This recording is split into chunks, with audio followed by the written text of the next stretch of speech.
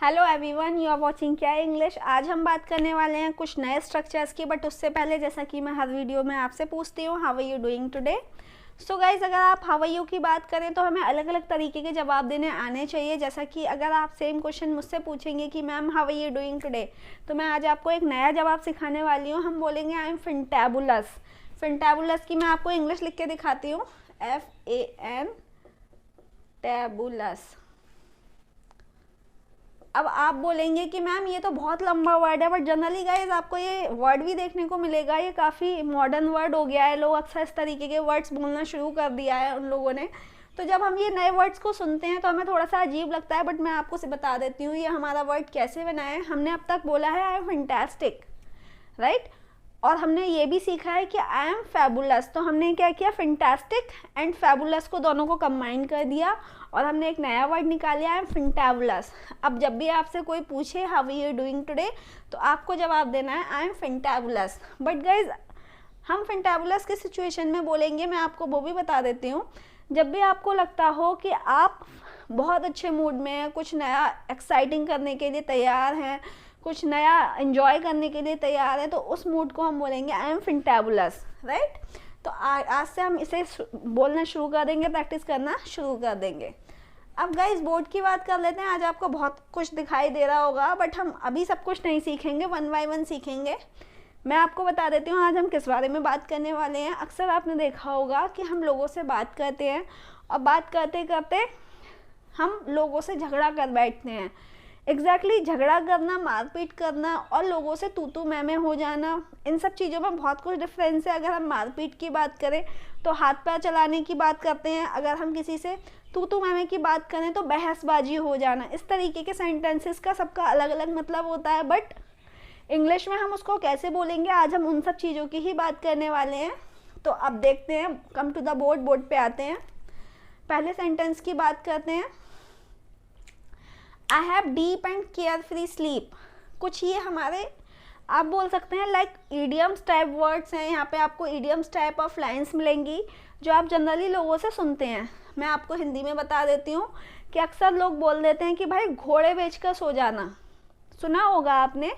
जब भी आपको लगता हो कि जब आप सोते हैं तो भाई फ़ोन अलग, फ़ोन बज रहा है कोई फ़र्क नहीं पड़ता, बाहर रिंग बज रही है कोई फ़र्क नहीं पड़ता, मम्मा पापा भाई बहन कोई भी आवाज़ दे रहा है, शोर हो रहा है, मूवी चल रही है, म्यूज़िक चल रहा है, कोई फ़र्क नहीं पड़ता, हमें तो केवल सोना है। तो जनरली वो हमारी काफ़ी डीप स्लीप होती है, काफ़ी हम गहराई से सो रहे होते हैं, हमें बाकी कुछ समझ ही नहीं आता कि हमें करना क्या है, बस हम सो रहे हैं, हमें कुछ नहीं पता।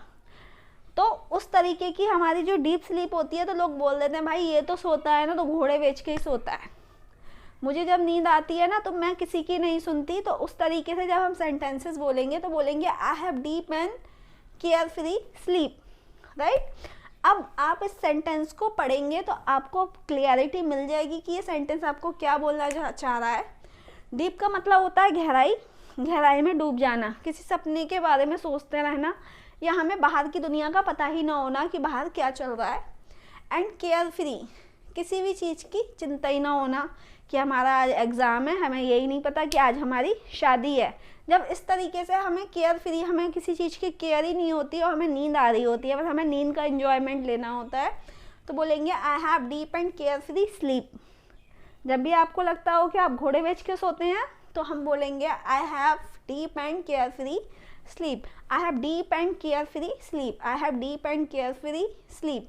आप 4-5 बोलेंगे या आपको रट जाएगा, आपको इसे याद करने की ज़रूरत नहीं पड़ेगी, you will start using it. जब भी आपको लगता हो कि भाई मैं तो घोड़े बेच के सोता हूँ, आई have deep and carefree sleep.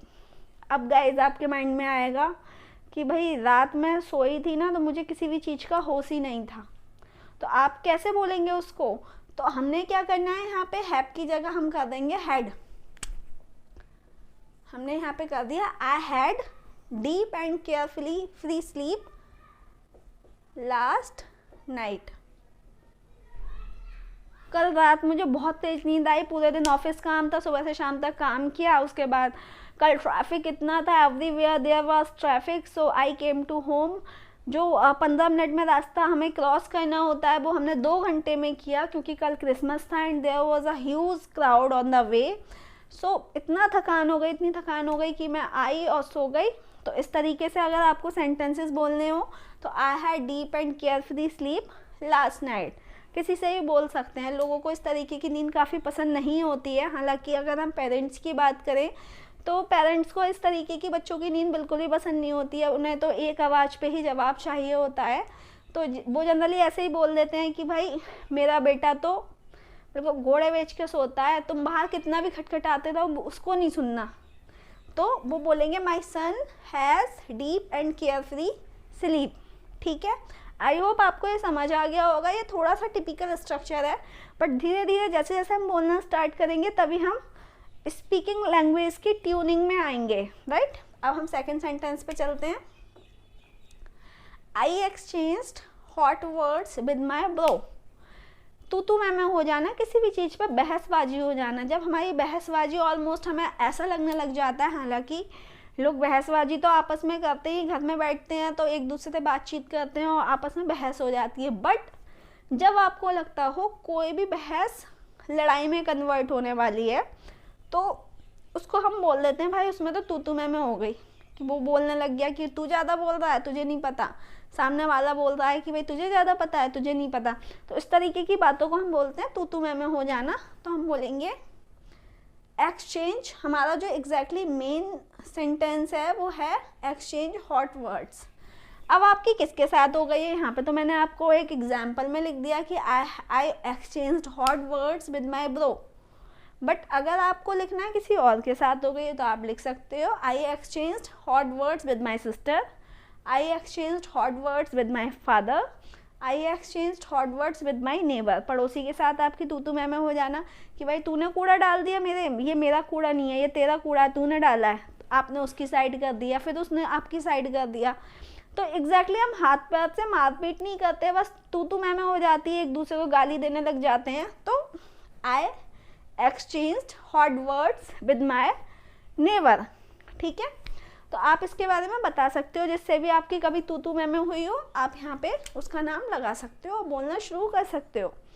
So guys, ये जो हमारे सेंटेंसेस हैं हम डेली बेस पे नहीं बोलते हैं, बट जैसा कि हम लैंग्वेज की बात कर रहे हैं, लैंग्वेज में हम सभी तरीके की सेंटेंसेस की बात करेंगे जिस तरीके की हम बातें करते हैं। उसके बाद देखिए एक नया वर्ड है हमारा, नया लाइन है हमारी, it will be better if you go from here. हम बोल देते हैं ना जनरली, भाई अच्छा जा तू यहाँ से, बिना मतलब में पिट जाएगा, जा यहाँ से। जब हम इस तरीके के सेंटेंसेस बोलते हैं तो बोलते हैं it will be better if you go from here, तू यहाँ से चला जा, यही तेरे लिए अच्छा है। It will be better if you go from here, it will be better if you go from here. आपको 4-5 बार बोलना है और ये आपकी टंग की ट्रेनिंग अपने आप हो जाने लग जाएगी। जब भी आपको बोलना हो भाई it will be better you go from here. अब आपने तो यहाँ से गो फ्रॉम हियर सीखा है, बट हम इसको और भी तरीके से यूज़ कर सकते हैं। जैसे कि आपको पता लग गया इट विल बी बेटर, ये आपके लिए अच्छा है, if you go from here, आप यहाँ से चले जाओ। आप ये भी बोल सकते हो it will be better if you study, यही अच्छा है कि तुम अब पढ़ाई कर लो, बकवास मत पेलो, बिना मतलब में पढ़ाई कर लो। It will be better if you study, it will be better if you study, तुम्हारे लिए अच्छा है कि तुम स्कूल चले जाओ। It will be better if you go to school, तुम्हारे लिए अच्छा है कि तुम नाश्ता कर लो। It will be better if you take breakfast. But अभी हम लड़ाई की बात कर रहे हैं तो it will be better if you go from here. जब भी आपको किसी से भी गुस्से में बोलना है, अपना स्टाइल मारना है, तो आप बोल सकते हो it will be better if you go from here. So guys, हम अपनी लैंग्वेज की बात कर रहे हैं, लैंग्वेज में हमें सभी तरीके से बातें करने आना चाहिए, हमें स्टाइल मारना भी आना चाहिए। कभी कभी हमारा जो पाला पड़ता है इस तरीके के लोगों से पड़ता है कि हमें उन्हें उल्टे जवाब देने ही पड़ते हैं, ना चाहते हुए भी हमें उनको बताना पड़ता है कि यू आर रॉन्ग। हमें उनसे फेस टू फेस एक तरीके से हमें उनसे कोऑर्डिनेशन करना होता है, जो पोलाइट वे में भी हो और सही भी हो। तो आप इस तरीके के सेंटेंसेस को यूज़ कर सकते हैं। हालांकि इसमें कहीं भी आपको कुछ गलत दिखाई नहीं देगा, बट हमें ये सब चीज़ें आनी चाहिए।